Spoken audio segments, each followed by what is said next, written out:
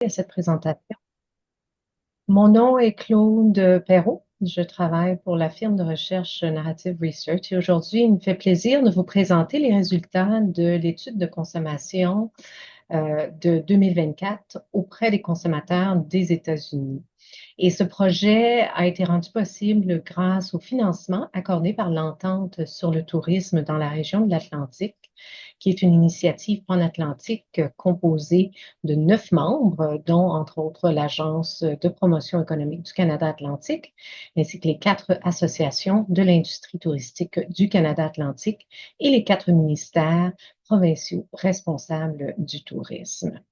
Alors, la présentation aujourd'hui sera enregistrée et vous retrouverez aussi le lien au document dans la fenêtre de clavardage de cette rencontre. Alors, il y a le lien et il y a aussi l'adresse courriel de la CTP qui vous permettra de rejoindre l'organisme pour poser des questions si nécessaire.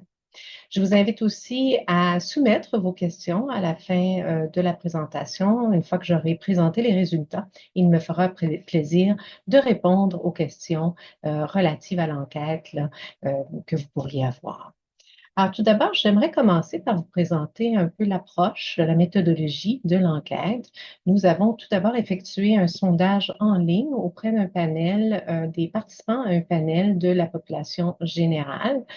Nous recherchions comme public cible à obtenir les perceptions de voyageurs, des gens qui voyagent et qui sont des résidents des régions des États du centre du littoral de l'Atlantique, ainsi que de la Nouvelle-Angleterre des États-Unis. Le questionnaire en tant que tel, nous avons reçu pour l'enquête 2415 réponses, donc un peu plus de 1200 des États du centre du littoral de l'Atlantique, une proportion similaire des résidents de la Nouvelle-Angleterre. Et je dis résidents, mais c'est vraiment les voyageurs. La collecte de données a été effectuée au mois d'octobre dernier et en moyenne, les sondages ont pris environ un peu plus, près de 16 minutes pour être complétés.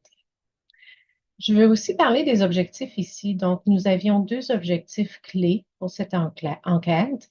L'un des objectifs étant de mieux comprendre les habitudes de voyage des Américains qui vivent dans les régions concernées dont je viens de parler.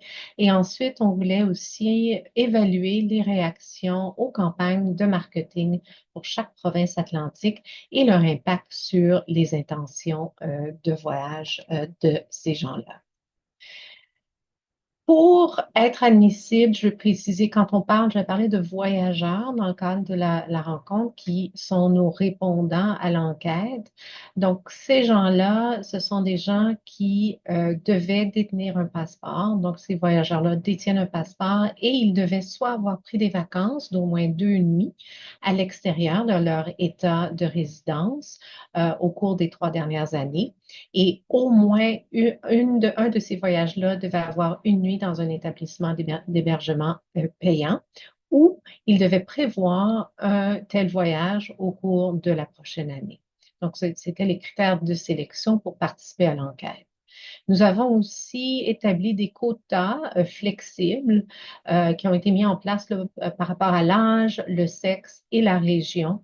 Et une pondération des résultats a été effectuée sur l'ensemble des données à la toute fin afin d'essayer de représenter le plus possible l'opinion ou en fait le profil des résidents.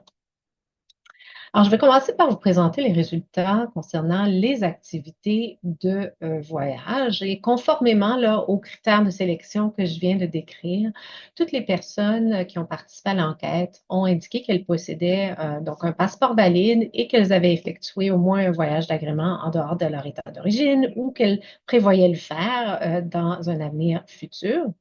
Et donc, lorsqu'on regarde cette définition-là et on leur demandait de partager leur activité en fait un voyage de plaisir. Et à ce moment-là, ce qu'on a découvert à travers les résultats, c'est que presque tous les voyageurs américains interrogés ont récemment pris des vacances à l'extérieur de leur État de résidence et une petite portion des participants à l'enquête seulement prévoyaient le faire à l'avenir. Et en moyenne, les voyageurs ont effectué plus de 5 voyages au cours des 3 dernières années.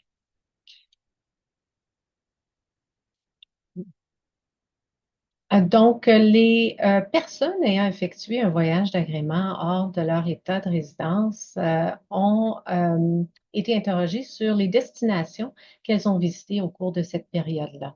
Et ce qu'on a remarqué, c'est que les voyages, oups, je m'excuse, j'ai un petit peu de la difficulté avec la présentation. Donc, les voyages sont étendus bien au-delà des frontières américaines. On leur a demandé où ils ont voyagé au cours de cette période-là. Donc, les voyageurs américains sont aussi susceptibles d'avoir récemment voyagé au Canada que d'avoir passé des vacances dans leur pays. Si on regarde les résultats affichés à l'écran, on remarque que c'est près de 50% des répondants à l'enquête qui ont choisi de visiter un autre État que leur État de résidence, mais une proportion similaire a aussi voyagé au Canada, donc au cours des dernières années. Et on voit que c'est bien au-delà des autres destinations. Si on considère le marché des voyageurs américains dans son ensemble, on peut voir que le degré de connaissance est le plus élevé en ce qui concerne la Colombie-Britannique, l'Ontario et le Québec, en termes de connaissance, d'avoir entendu parler, si on veut, des provinces canadiennes. Mais si on regarde le graphique, on note aussi qu'il y a de nombreux voyageurs américains qui connaissent chacune des provinces du Canada atlantique. Et on peut voir que le niveau de connaissance varie, donc de un peu plus d'un tiers pour l'île du Prince-Édouard, à près de la moitié des répondants à l'enquête des voyageurs pour la Nouvelle-Écosse. Et en même temps, les voyageurs qui connaissent chaque province ou territoire au Canada là, ont tendance à être largement familiers avec les offres respectives de ces provinces-là. Encore une fois, si on regarde le tableau à l'écran, on peut voir que c'est au moins 7 répondants sur 10 qui se disent familiers ou familières avec chacune des provinces de l'Atlantique qui connaissent, pardon, qui ont entendu parler de la province de l'Atlantique, de chacune des provinces de l'Atlantique, se dit familier avec celle-ci.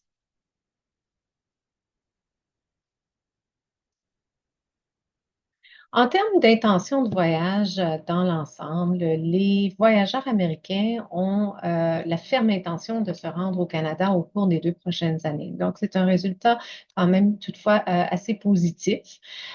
Si on regarde à l'écran ici, ce qu'on voit dans le graphique de gauche, c'est que il y a globalement 4 voyageurs américains sur 10 environ qui sont à l'étape de la planification active, si on peut appeler ça comme ça, lorsqu'il s'agit d'un voyage à venir au Canada.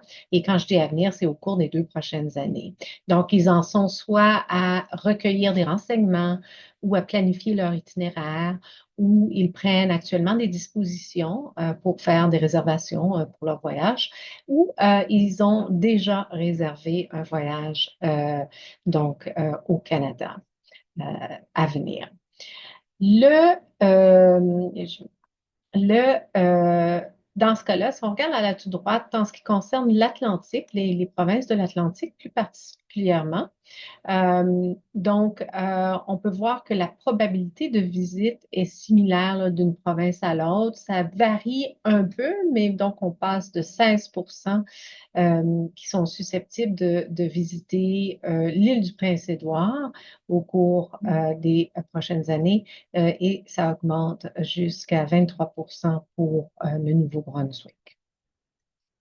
Ce qui est intéressant aussi, si on regarde le graphique de gauche, on peut voir que même ceux qui ne planifient pas activement un voyage au Canada, ils semblent quand même ouverts à l'idée de venir, de visiter le pays. Donc, il y a une proportion similaire, 44 là, qui disent qu'ils envisageraient sérieusement de visiter le Canada ou d'y retourner, ou qui rêvent de faire un voyage aussi. Donc, on voit qu'il y a vraiment, même si la planification n'est pas en cours, il y a quand même un désir qui est assez fort à ce niveau-là.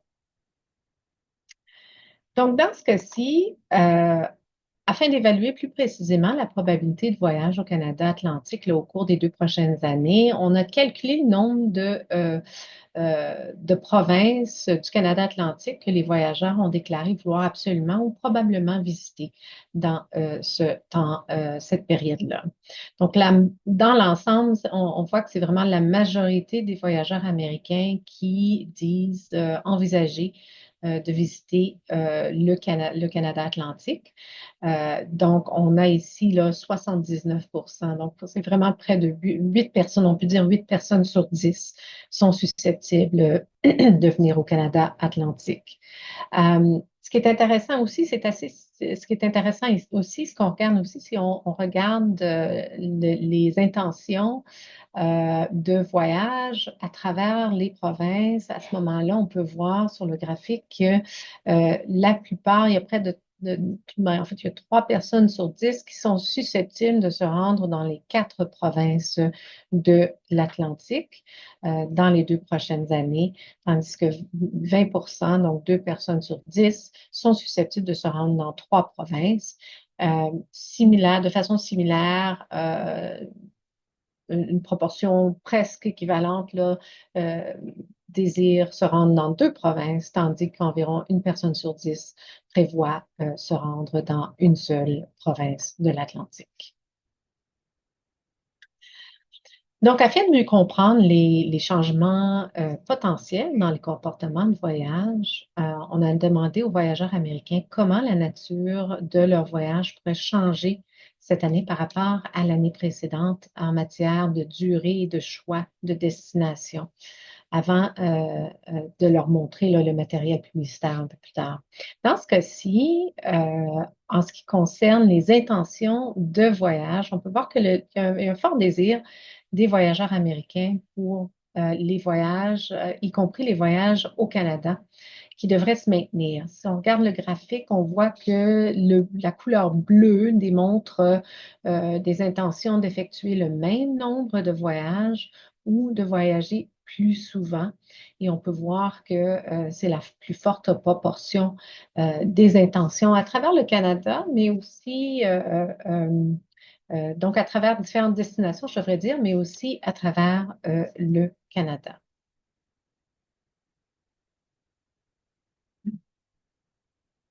Dans ce cas-ci, on a demandé aux voyageurs américains qui déclarent qu'ils ne considéreraient pas le Canada Atlantique comme une destination, ce qui les empêche, ou enfin pourquoi. On voulait vraiment comprendre les raisons pour lesquelles la destination n'était pas considérée. Alors, on peut voir ici dans le tableau, dans la portion là, en vert, les raisons principales. En fait, en gros, il y a la raison principale, c'est de ne pas être familier ou de ne pas connaître d'en connaître assez sur la région pour désirer y voyager. On peut voir aussi un manque d'intérêt et une perception que la distance est trop loin. Il y a évidemment plusieurs autres raisons qui ont été citées, mais celles-ci étant les plus importantes. Euh, Ces raisons-là démontrent un petit peu un besoin de augmenter le niveau de familiarité, le niveau de connaissance des visiteurs ou enfin des résidents de cette région afin de susciter leur intérêt pour les destinations du Canada Atlantique. Si on regarde le processus de planification, euh, On peut voir à l'écran ici là, qu'il y a vraiment une haute saison de voyage pour le Canada Atlantique qui s'étend sur une large période de temps, je dirais. Donc, on part vraiment de mai à septembre. Donc, c'est 5 mois qui sont les plus propices aux vacances dans le Canada Atlantique. Et même si juin et juillet sont quand même les mois qui sont préférés, si on regarde dans le tableau, il y a quand même une proportion intéressante qui se dit prête à voyager en mai ou même en août et un petit peu moins en septembre, là, dépendant des provinces spécifiquement.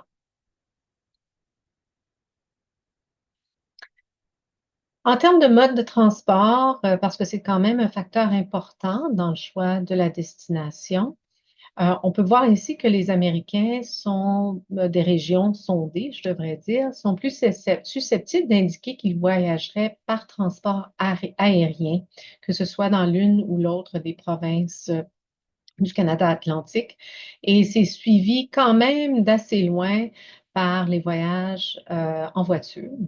Et tous les autres moyens de transport, là, on peut voir ici, sont pris en compte moins souvent ou sont moins pris en compte là, dans ce cas-ci. Et c'est assez consistant là, à travers les 4 provinces de l'Atlantique et aussi à travers les 2 régions qui ont été sondées, soit l'État du centre du littoral atlantique et la Nouvelle-Angleterre. Cela étant dit, évidemment, la voiture est un petit peu plus favorisée pour les États qui sont les plus près de la frontière, donc en Nouvelle-Angleterre, que les États qui sont un peu plus loin qui, dans leur cas, vont préférer le transport aérien. Si on regarde aussi ces résultats, on peut voir que le traversier, il y a quand même une proportion importante de visiteurs qui prévoient utiliser le traversier pour visiter les provinces et plus particulièrement, entre autres, l'île du Prince-Édouard à 22 et même en Nouvelle-Écosse, bon, la Nouvelle-Écosse est quand même liée, mais en termes de 22 pour le traversier vers l'île du Prince-Édouard. Cela pourrait suggérer un petit peu un manque de familiarité avec la géographie des 4 provinces et peut-être les choix qui s'offrent aux voyageurs, malgré le fait qu'il y a évidemment des visiteurs qui vont vouloir utiliser ce traversier selon l'itinéraire, par exemple.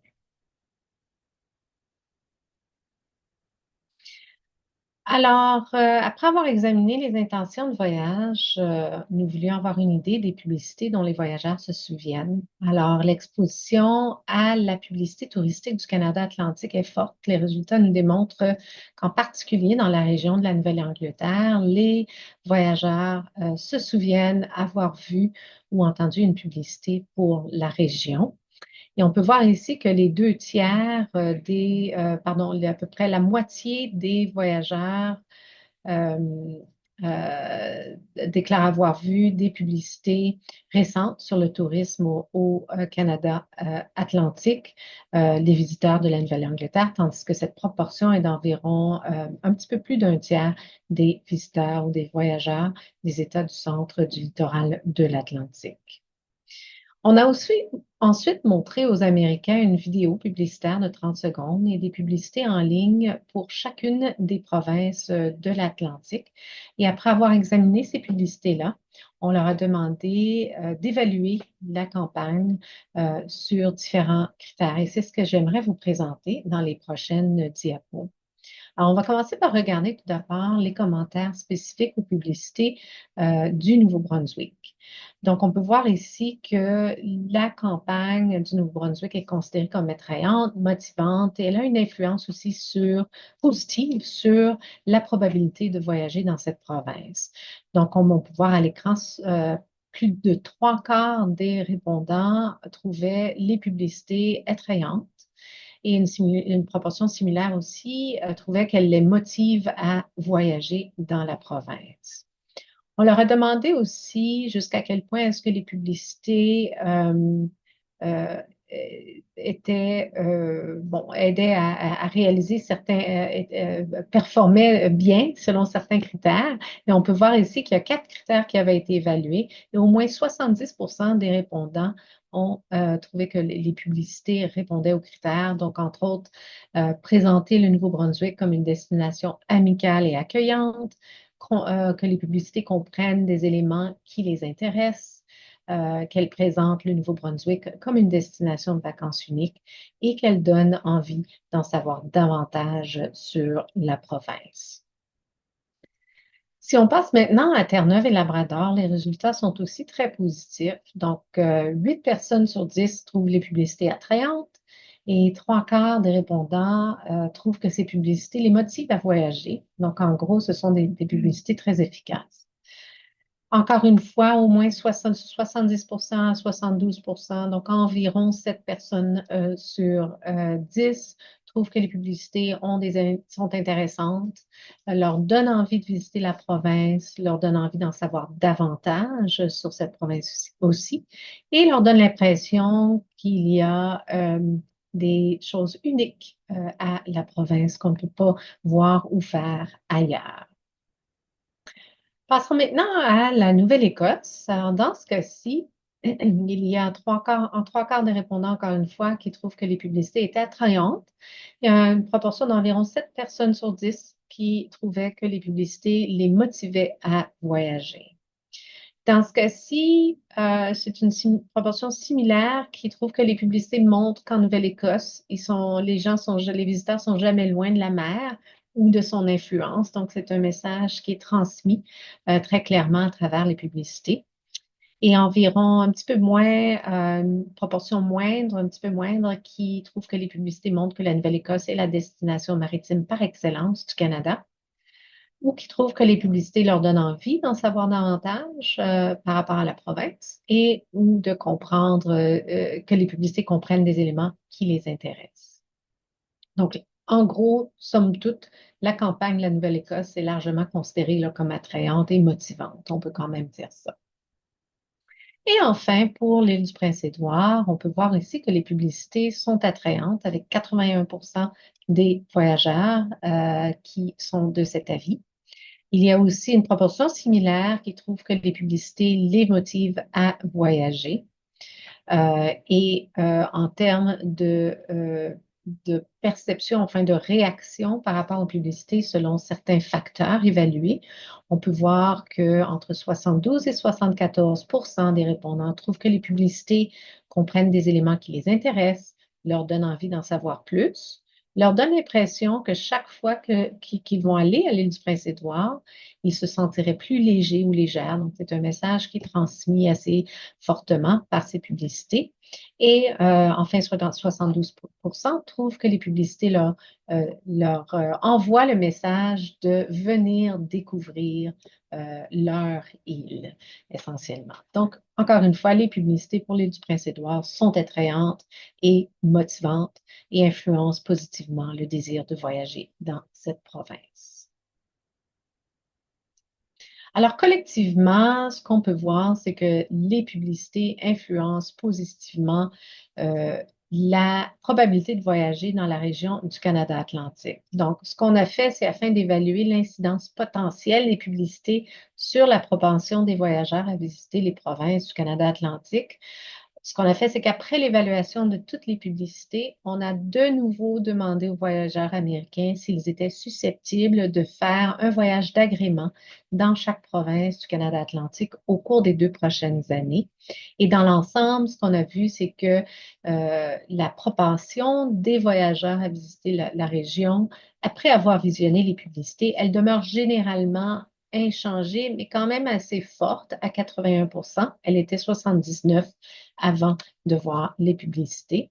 Ce qui est particulier, par contre, c'est qu'on peut voir que les intentions de visiter le Canada atlantique, le nombre de provinces a changé. Donc, avant et a augmenté, je pourrais dire comme ça. Avant de voir les publicités, il y avait 30% des répondants qui étaient susceptibles de se rendre dans les 4 provinces de l'Atlantique.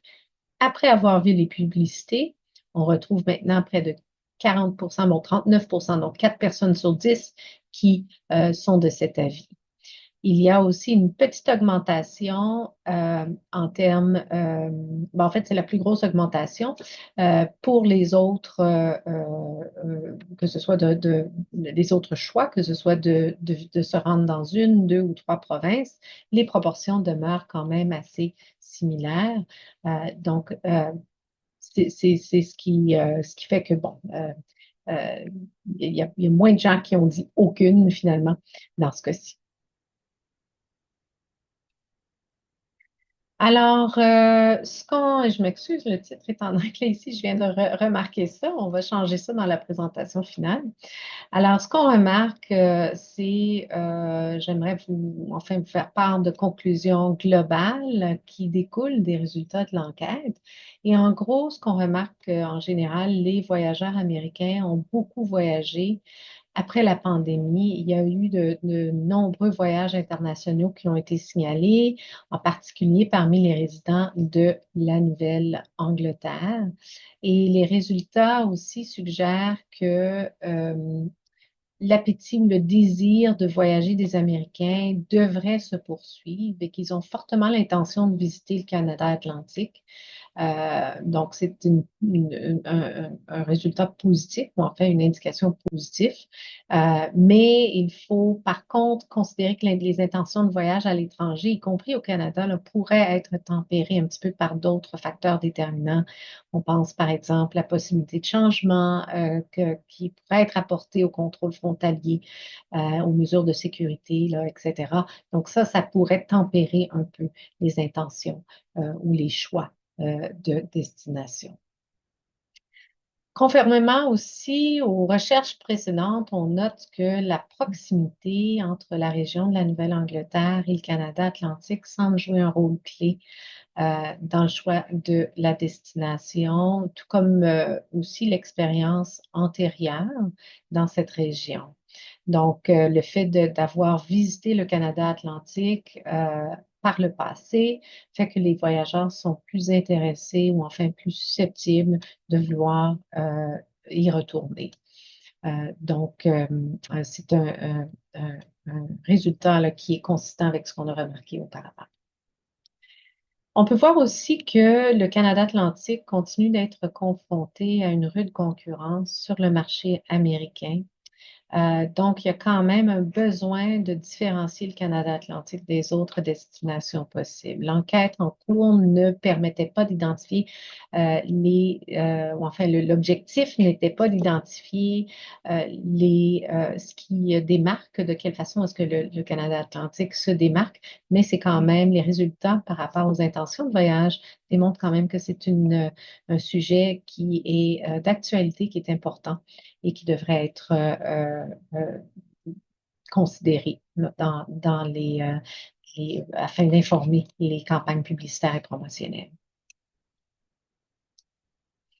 On peut voir aussi que les campagnes publicitaires actuelles sont bien accueillies et influencent positivement l'intérêt pour la visite de plusieurs provinces.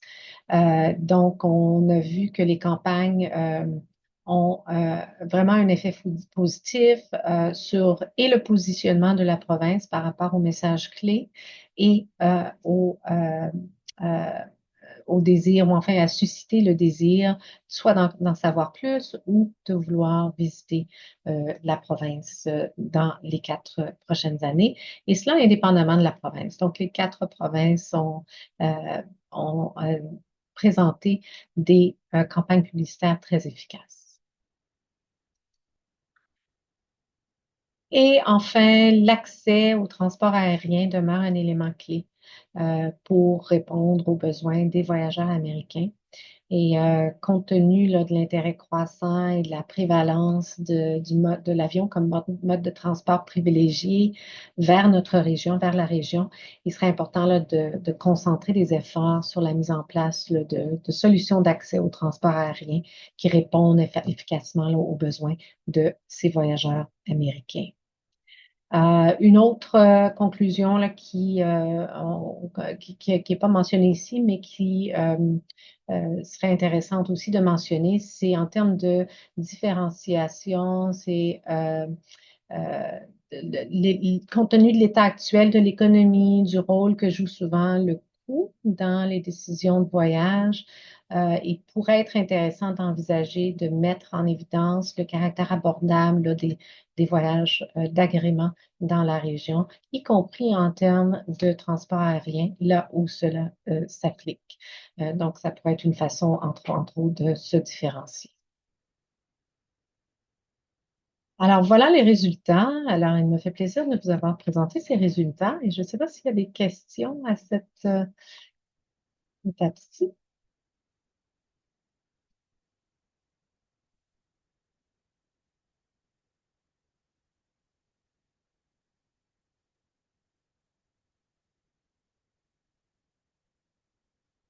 Bon, je ne vois pas de questions.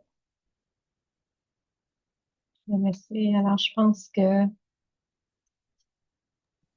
non. Alors, je vous invite, si vous avez des questions, à les soumettre à la CTP de toute façon par la suite il leur fera plaisir là, d'y répondre. Et sur ce, ben, je vous remercie encore une fois d'avoir participé à cette présentation, d'avoir pris part à la présentation. Merci et bonne journée.